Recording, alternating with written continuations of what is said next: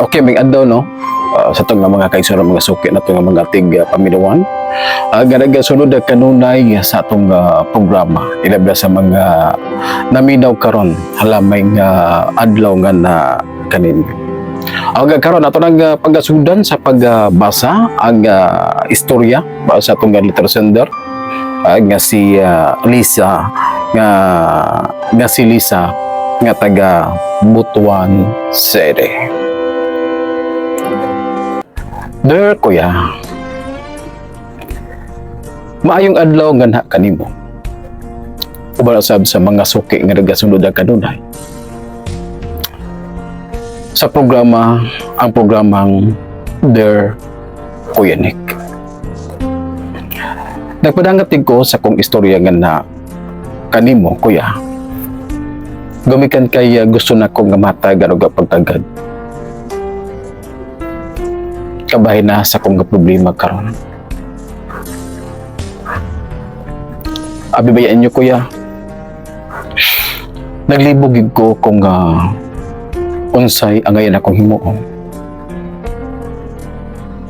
Gumikan sa kong problema karon. Aron nga inyong masabtan ang tanan. Akong suguron sa pag-asaysay. Nganha kanimo. Ang akong masupilan. Tawagan lang ko ninyo sa pangalan nga Lisa. Usa ka 22 anyos. Usa ka dalaga. Nagpuyo ko sa barangay Tandang Sora, sakop sa Butuan City. Usa rin ko katrabahante kuya.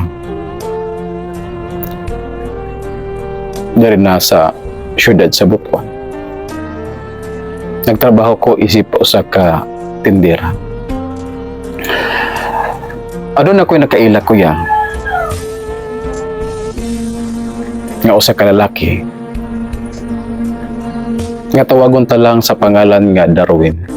Kini si Darwin. Ako ning kauban sa trabaho.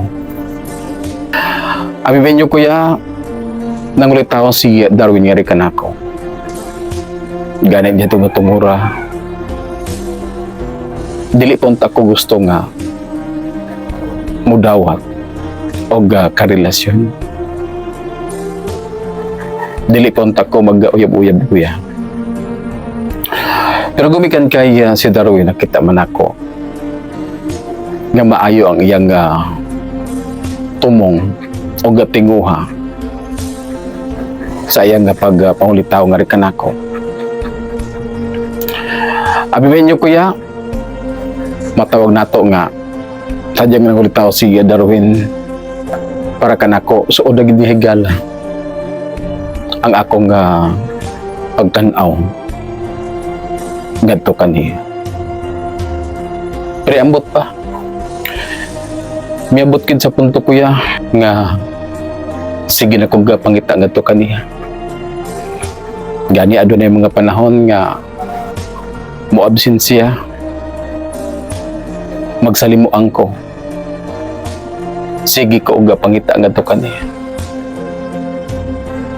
O gatod man sa pagapadayon sa pagapangulitaw ni Darwin nga rin kanako. Miabot yun sa punto kuya nga may bati na ko gugma nga to kaniya. Sa laktod nga pagka-istorya kuya, 100% ko na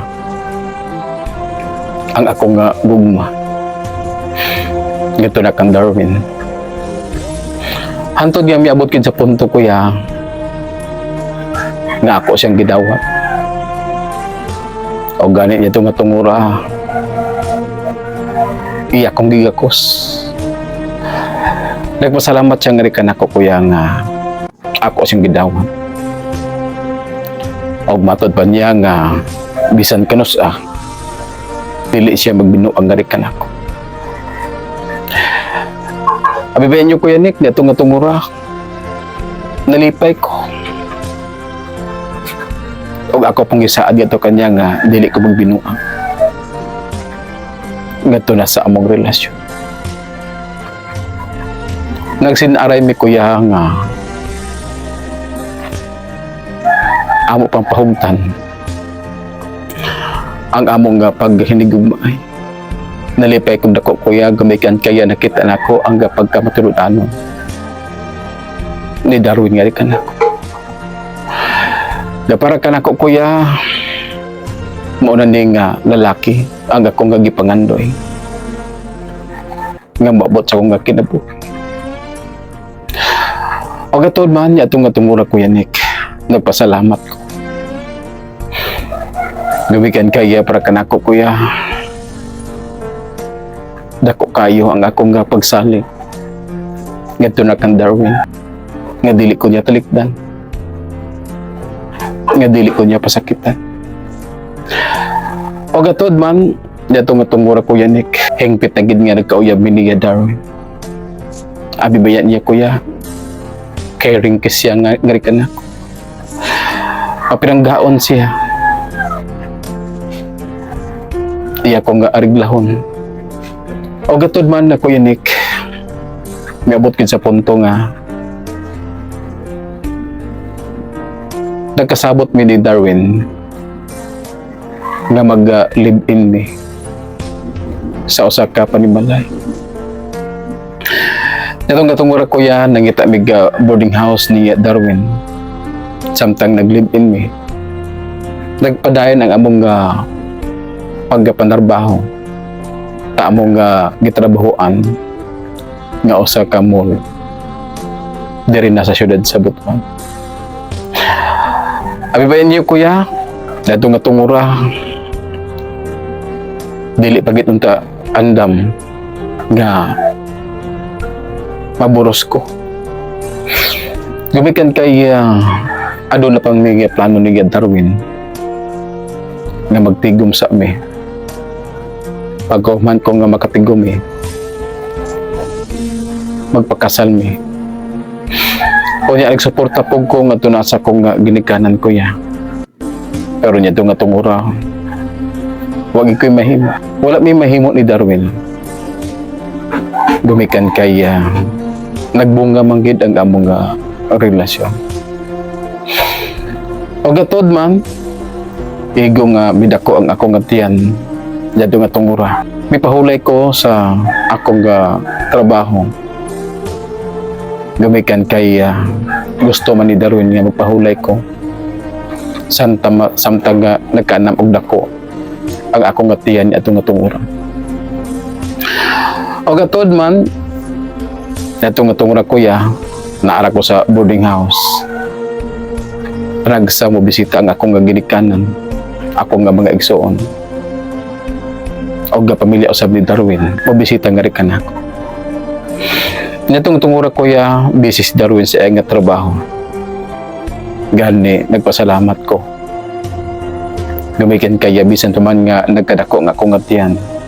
Si Darwin, marbag na batin ako kuya nga wala gid siya mausab nga rin kanako. Bisan pa man nga adunay nagsulti nga rin kanako nga di lang ko magpakumpiyansa. Gamigan kaya matod pa nila lagi nga basta mudako ang tiyan, diya na magbinuang ang imong partner. Apan niya nga tungura kuya, wala na ako gibali-bali. Gamigan kaya para kanako kuya, nabati man ako ang init niya gugma ni Darwin nga rin kanako. O gatod man, nangligid ang mga panahon kuya. Samtang nga nga tungura. Ana-ana sa 7 ka bulan ang akong gisabak. Natingala ko kuya Nick. Gabikan kay morabag anam-anam nga nausab si Darwin nga rin kanako. Adunay panahon kuya nga manangid siya nga matod pa niya nga di daw siya kauli kay overtime. Pero sa panahon nga manawag ko nga na sa iyang kauban kuya nga ako nga kauban kani adto. wala daw si Darwin nagubagtan. Dito nga tungura kuya, dito na naganam-anam ang ako nga pagduda ni Darwin. Gumikan kaya ado na yung mga panahon kuya nga musalang og duha ka adlaw. Maabot og duha ka adlaw dili pa siya makauli. O diya sa parang niya tawagan ako siya. Di ko niya tubagon. Nasakitan niya ko kuya. Mura baga gimahin ako akong kaguling. Nga diya itong katungura samtang buros ko. Ako lang ang nag-inusara sa among gipuya. Hastang mingaw. O katod man, miabot gito nga panahon ko yan nga na ay nakasulti nga rin ako. Nga si Darwin daw, adunay laing karelasyon. Yatong tungura ko ya, wala din kumutuo. Gumikan lagi kaya nagtuog yapong ko nga matinudalon si Darwin nga rikan ako. O gatod man miabot ang panahon ko yang ako nag gianak. Migawas na ang bata kuya sa akong taguang ka. Apan subok kay palandon si Darwin niya itong tungura. Wala makauli. Sa parang niya ako siyang gatawagan kuya. Busy yung cellphone. May nalanggani kaya niya itong tungura. Ang akong ka-boardmate. Boy nag-watcher. Sadyang nga nanganak ko. O gatod man, sadyang migawas ako sa ospital. Nakauli na ko sa among gagipuyan. Natingala ko kuya, gumikan kaya mag-usa ka bulan ang bata. Ito nga tungura. Natingala lang ko kaya kalitman nga nausab si Darwin nga rin nga matod pa niya nga mubukasyon sa siya dito na sa Cagayan de Oro. Pero dako ang akong kadismaya kuya. Gumikan kay adunay nakatugan nga rin ako nga si Darwin di ay wala na nagtinarong sa iyang trabaho.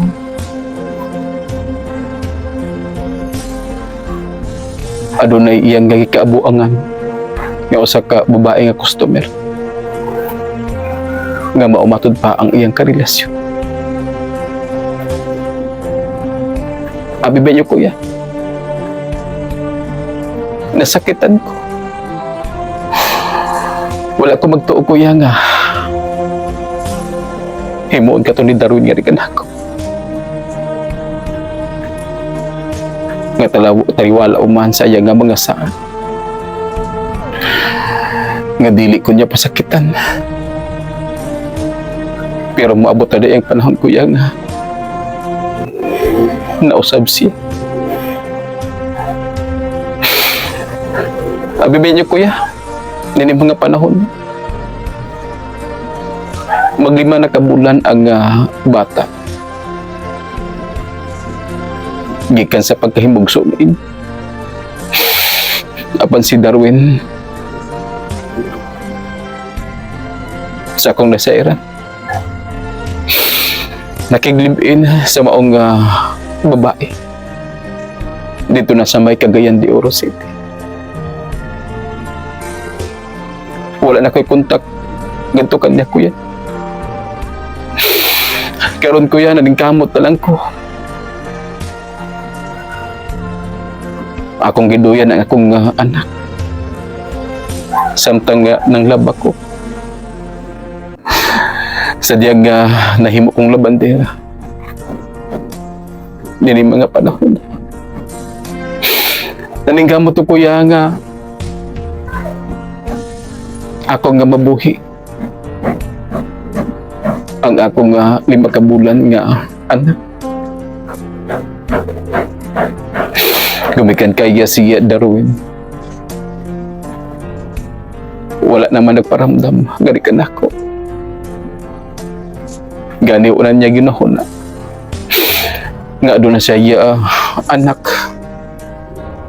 Nga gamay. Abibin niyo kuya. Makaingon ko sa kong gulingon nga may pamawala na ng kunining kalibutan. Kuslan man nga naingon ani ko. Sakit kayo naon kuya. Nga ko nga nagpatuo pa lang ko.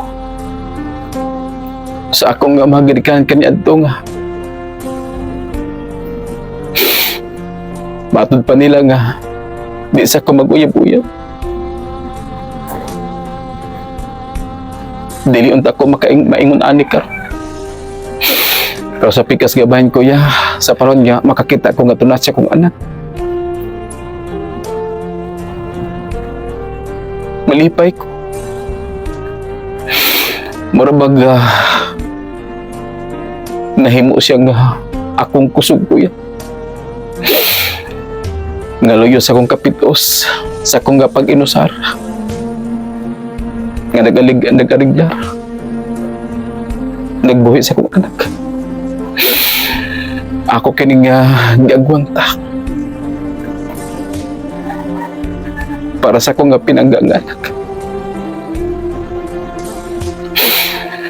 Inatunta nga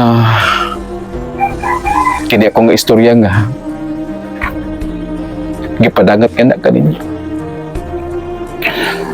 Kuya Nek, mahimo ning sumbanan kapanaminan sa uban. Ilab na sa mga kabatan-unan karon.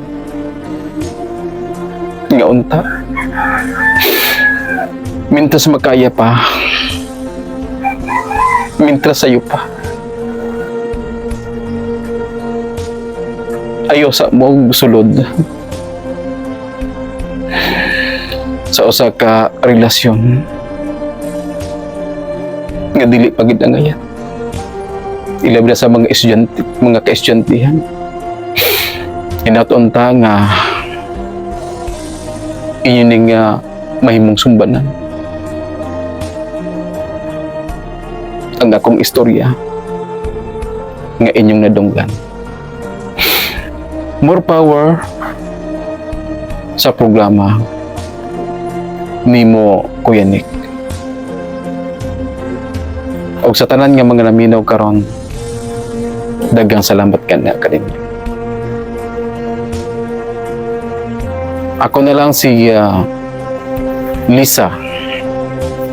Og daghang salamat ganha kaninyo.